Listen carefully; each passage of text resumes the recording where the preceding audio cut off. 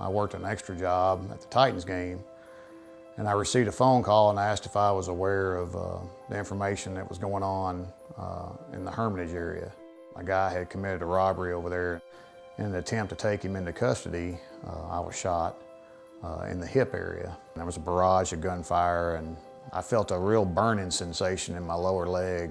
I just tried to take a step and I couldn't, and I fell to the ground. It happened to be a church member was on the scene with me, Daniel Walls, and I told him I didn't want to die in this front yard to get me out of here. One of the cars that was close by happened to be another church member, Austin Childress, and he led the procession to Vanderbilt. I called my wife, told her that I was injured and that I was going to Vanderbilt. I just wanted to hear her voice. The other person I called was Sean Harden.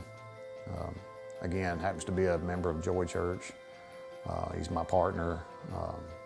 Means a lot to me, and I wanted him to know that I was en route to the hospital. And before they wheel me back for x-rays and all the procedure and stuff goes on, they hold me up to let my wife see me because she got there really fast. Sean Harden got there with Lori.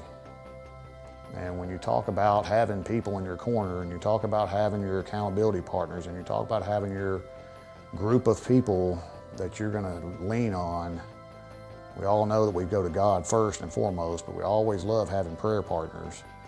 And I remember laying, a lot of things I don't remember, but what I do remember is laying on that table and having Sean Harden whispering in my ear God's word and praying over me. Specifically what we were believing for in my leg.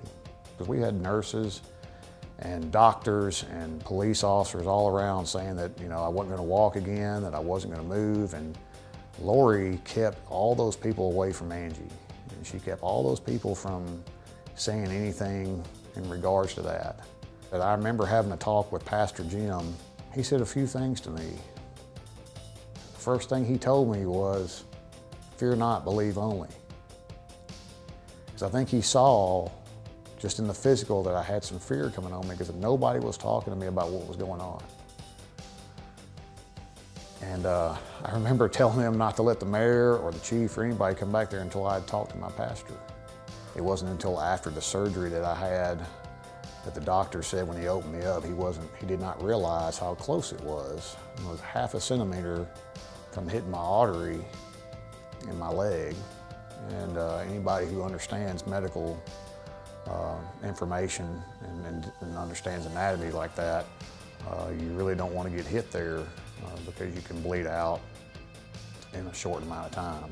I saw Captain Alexander, Mike Alexander, came to my room, and one of the first things out of his mouth was 1 Thessalonians 5:18, where it talks about giving thanks in all things. And I never would have thought later on in my time through this whole incident that I would be having to correct so many people because they said, so you're telling me God, you're thankful God put you in this. No, that's not what the verse says.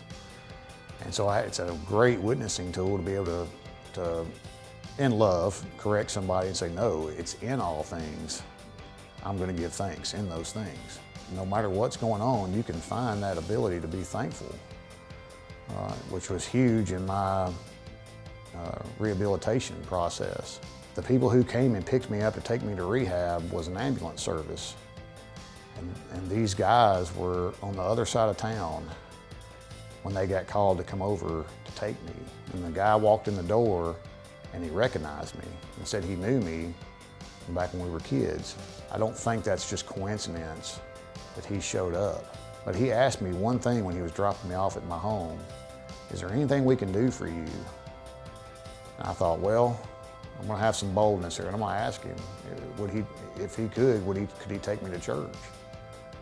And he said, let me make a phone call. And this man drove from Nolensville all the way here with his family on his day off to pick up an ambulance to take me to church with his family during Christmas when he could have been doing anything else just so I could enjoy it.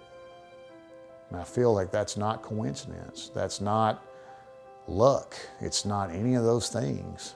That is purely God.